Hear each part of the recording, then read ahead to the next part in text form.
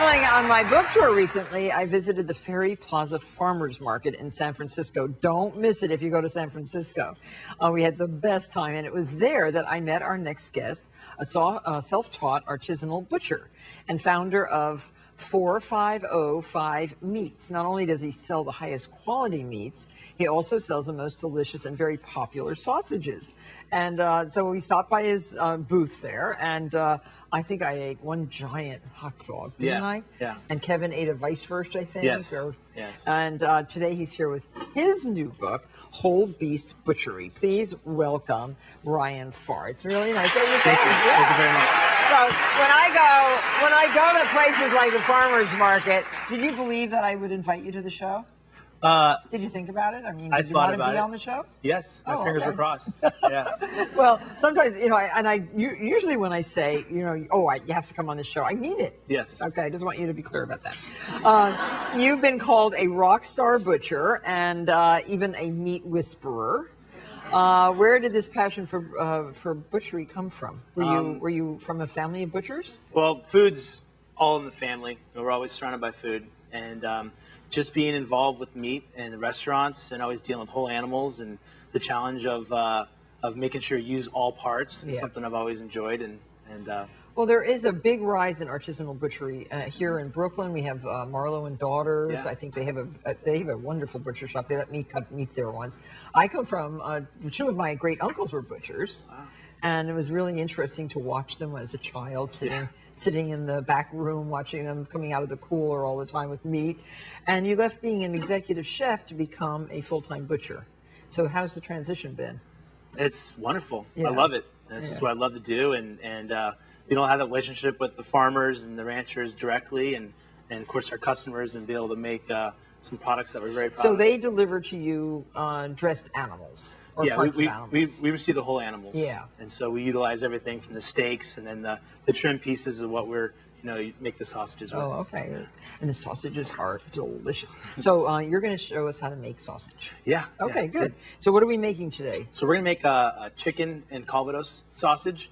Okay. It's a favorite in the holiday time. This doesn't look like chicken. Yeah, so it's chicken and pork. Oh, okay. Sorry. So we have some pork here and chicken. This is the pork shoulder. I really like the pork shoulder. It's about 20% lean to fat meat. Let me get this so I can just wipe my hands. Okay. And then we have chicken thighs, like using that as well. I'm a dark meat guy, and also like the chicken skins has a lot of flavor. So we're going to go ahead and start dicing up our meat here. Okay. How small a dice? You want to leave this little bit of fat on? Yeah, it's okay. We can leave the fat on. We get some more flavor in there. We're doing about an inch to an inch dice. Oh, okay. Because the real important thing is that we have a small enough dice that we can go, with our meat's cubed, that it's going to go into our grinder, which is down here, because we don't want to have a really large dice, because it's going to be hard to get it all in the and I mean, grinder. People at home can really make their own sausage, because you can get these wonderful attachments for the KitchenAid, the grinder, as well as the stuffer. Yes. Yeah, sausage stuffer. So it's definitely for making sausage at home and not doing large batches like we do. Excuse me, this meat could actually be even a little colder to cut up.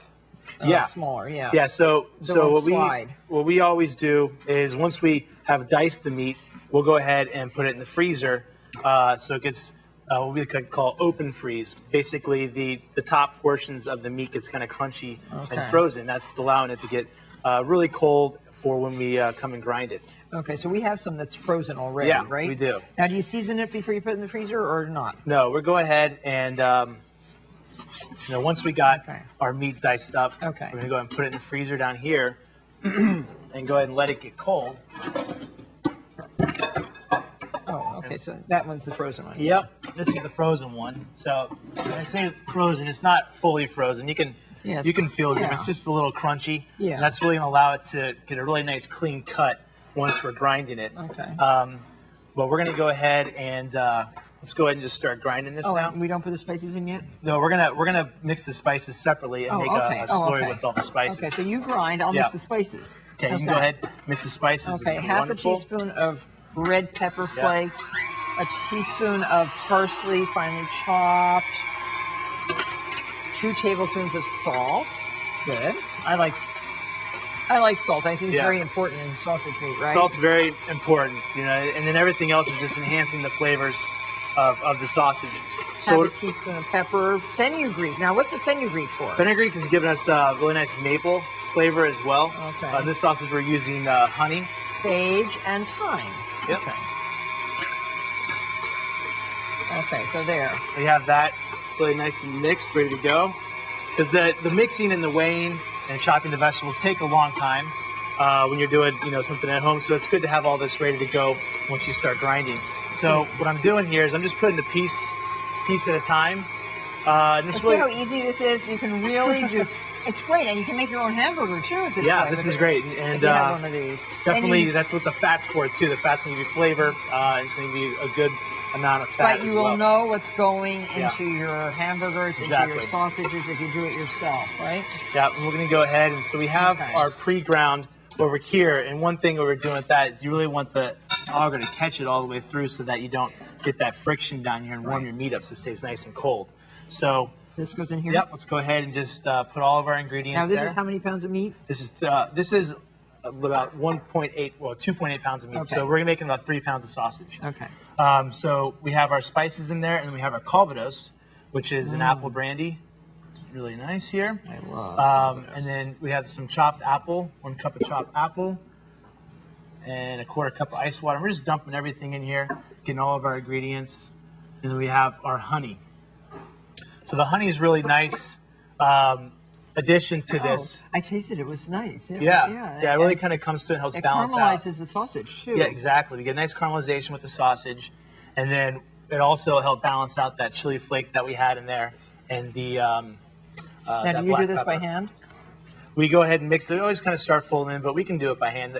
Mixing sausage by hand. But do you just use it in the bowl in the KitchenAid too? I prefer to do it by hand. Either I'm using a spatula or by hand, because that helps warm up the fats as well. Oh, okay. And that's going to what's that bowl for? This is actually for mixing here. Oh, okay.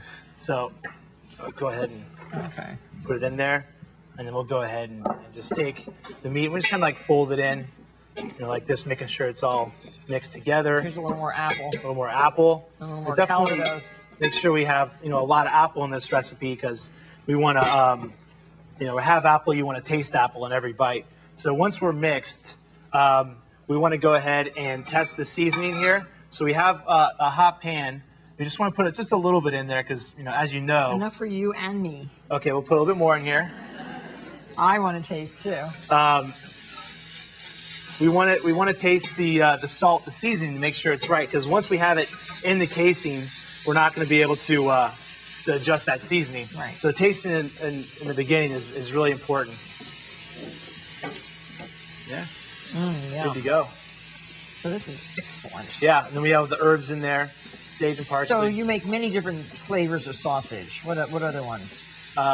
We make a variety of sausage. We have a merguez, the beer sausage, the vice versa you had. We have a pork and cheddar, and also maple bacon breakfast sausage. Well, we're going to cook our sample, and when we come back, the fun part, stuffing the sausages.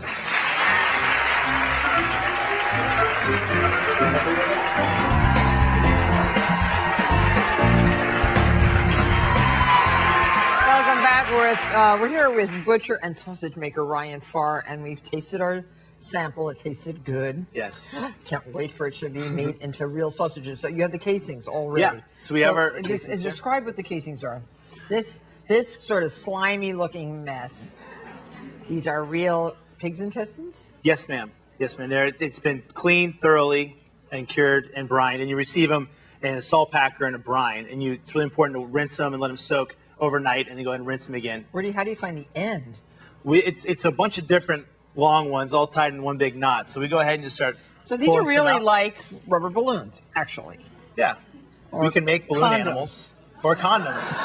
Yeah. I don't know if I'd want to use this as a condom, but I mean. Well, I bet they work. They probably would. If they work for sausage. Yeah.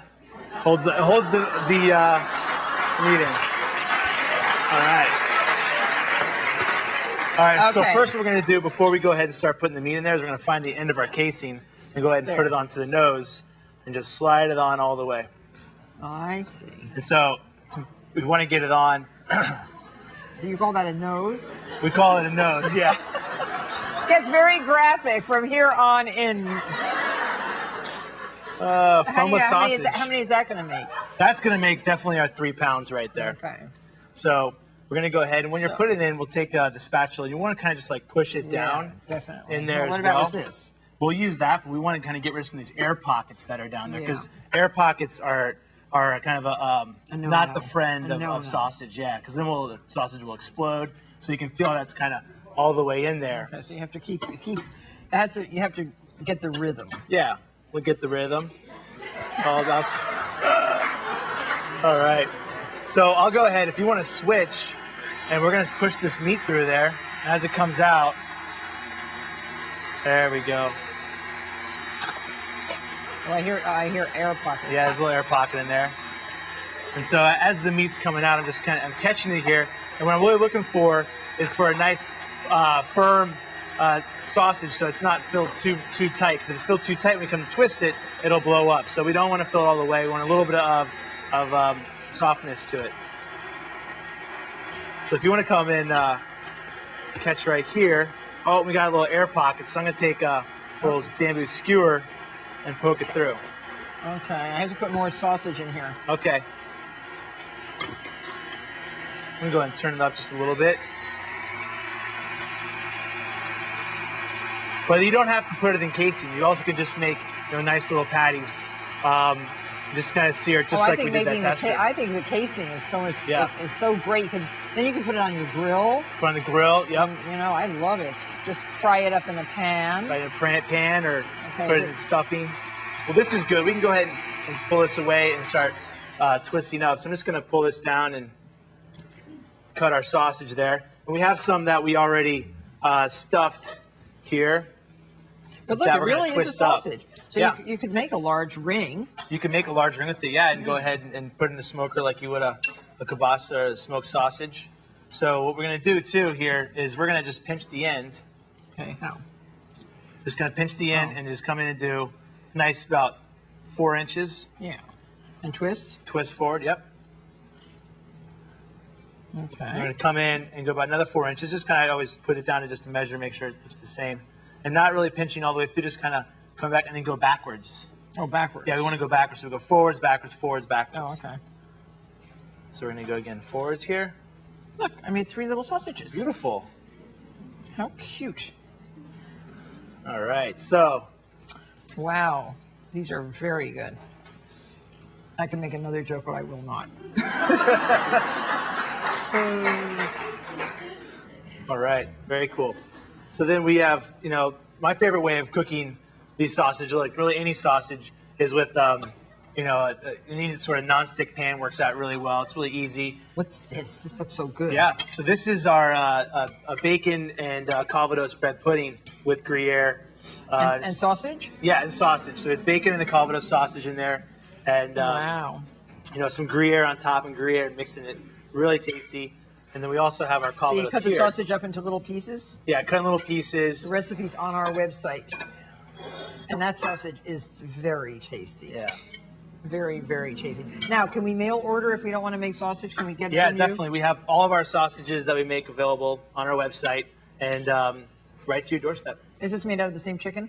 Yes, ma'am. Really good. Yeah, thank you. Tasty. So that's your recipe? Yes. So chef coming back to sausage maker, butcher. Yes. Okay, so you're never going to leave the kitchen. Never. I always thinking fall in my stomach is our kind of I love this. Tasty. Well, as a gift to everyone in the audience, you're all going to be taking home that wonderful book. There it is, Whole Beast Butchery. And you'll find it very interesting. Very nice. Thank you, Lauren. Thank you very much.